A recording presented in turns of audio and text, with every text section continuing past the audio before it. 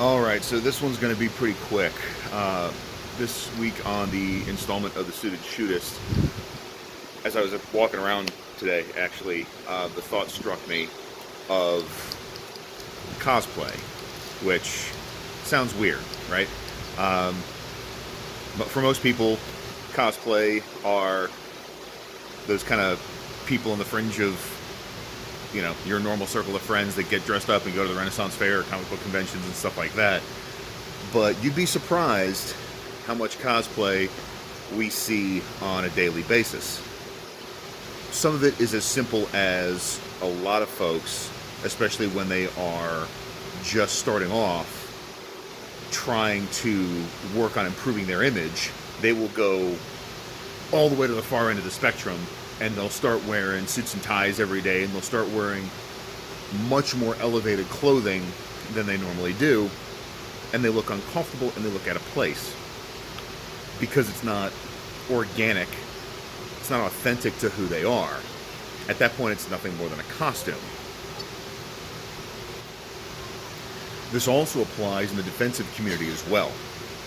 The two places where I see it the most are going to be the folks who absolutely insist that you've got to carry at least X rounds of ammunition, at least X number of spare magazines, and all this other stuff, because everything that they're talking about is based around a prolonged, LA bank hold-up style shootout, which is certainly possible, but the numbers don't necessarily bear out in terms of likelihood.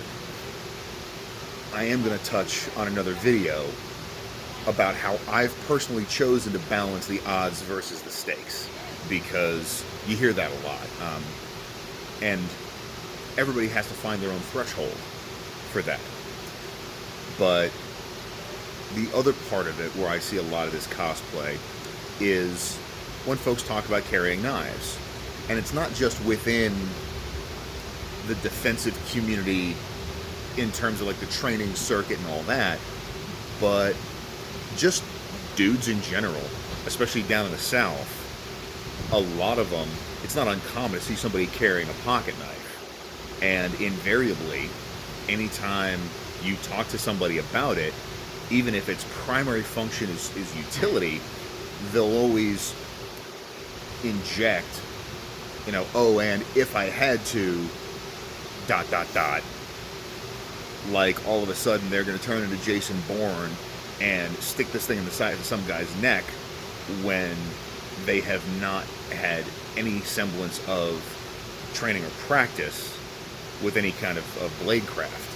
And I think that is a huge offender of kind of tactical cosplay, because the idea that you're going to be able to press something into service like that without ever having even kind of gone through rehearsals of it is an optimistic thought at best.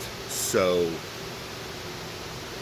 that's just one of the things that I want to put out there and just kind of caution you on a little bit, is when it comes to whether it's your wardrobe selection, whether it's your defensive equipment selection, or whether it's other components of your everyday carry, make sure that it serves a purpose.